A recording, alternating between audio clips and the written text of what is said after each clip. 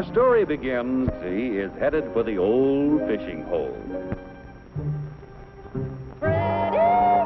Uh-oh. Too bad. Freddie had helped his mother make soft soap to sell to their friends and neighbors.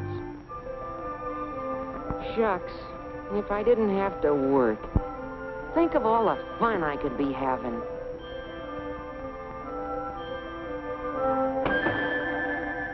Gee. Freddie tries to figure out an easier and quicker way to make soap.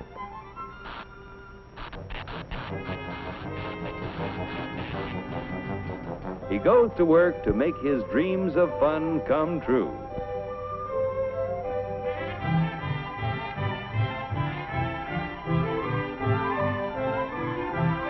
After years of working night and day, Freddie's experiments bring success.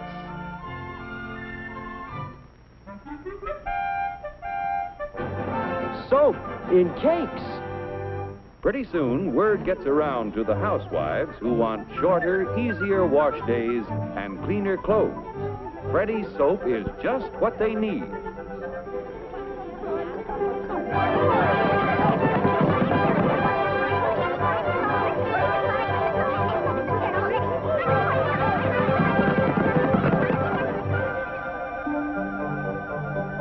He invests his profits in larger quarters and new equipment to make enough soap to satisfy the demand.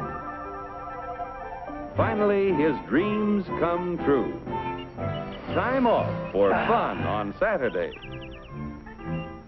Hey, Freddie, a guy can fish anytime.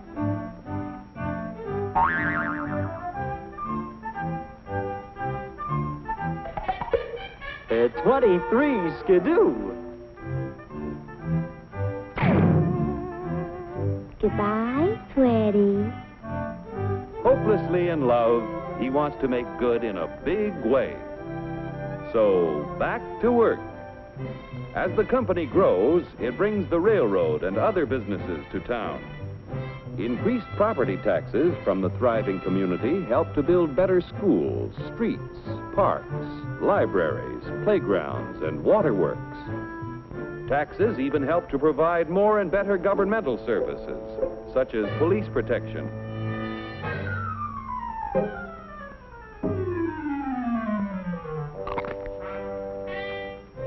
Before long, Freddie becomes a successful businessman.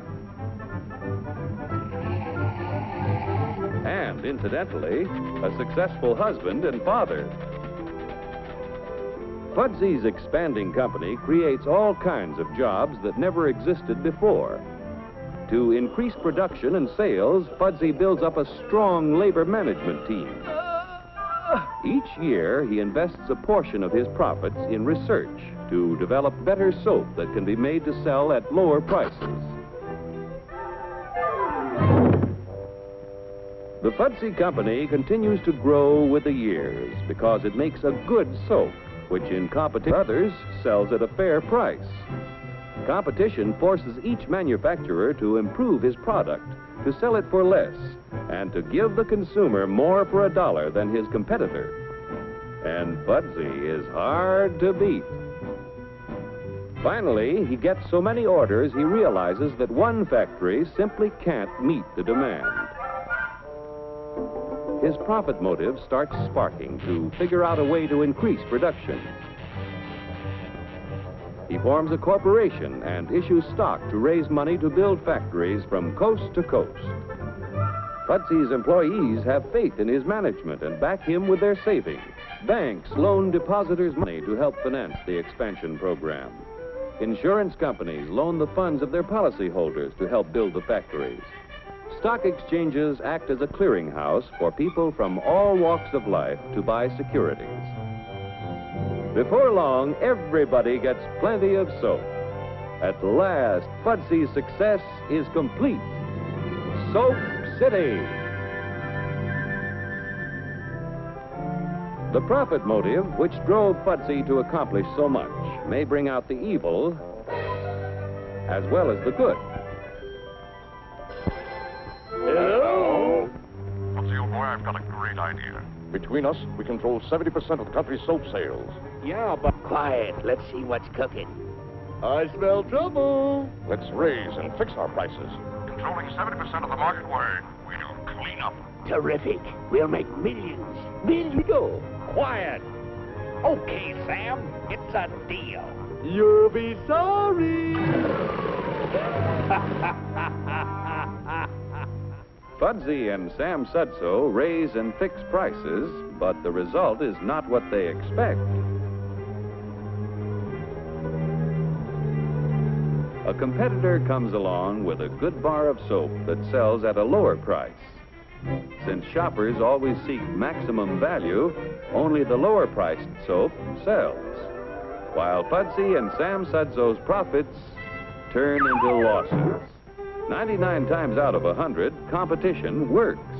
When it doesn't, the government steps in to prevent monopolistic attempts. That was a tough break. Now the next time...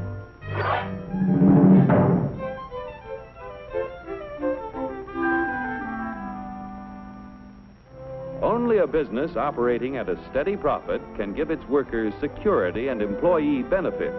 Operating at a profit, a business can provide the employee with comfortable, colorful working conditions, high wages and steady employment, first aid and health protection, accident and life insurance, time off for vacations. The employee working for a profitable business can maintain a savings account, own his own home, and have plenty of leisure to enjoy the peace and quiet of family life. When investors receive fair dividends, they are eager to supply industry with a steady flow of capital to create new tools and plants, which in turn create new jobs. With business prosperous and employment high, the farmer has a ready and profitable market for the sale of his produce. When businesses all over the country operate at a steady profit, our economic health is tops. Billions in taxes paid out of profits flow into local, state, and governments. The profit motive has been the driving force back of the growth of American industry. The American system of free enterprise will give the young people of today the freedom of opportunity to develop ideas which will make a better way of life for the children of tomorrow.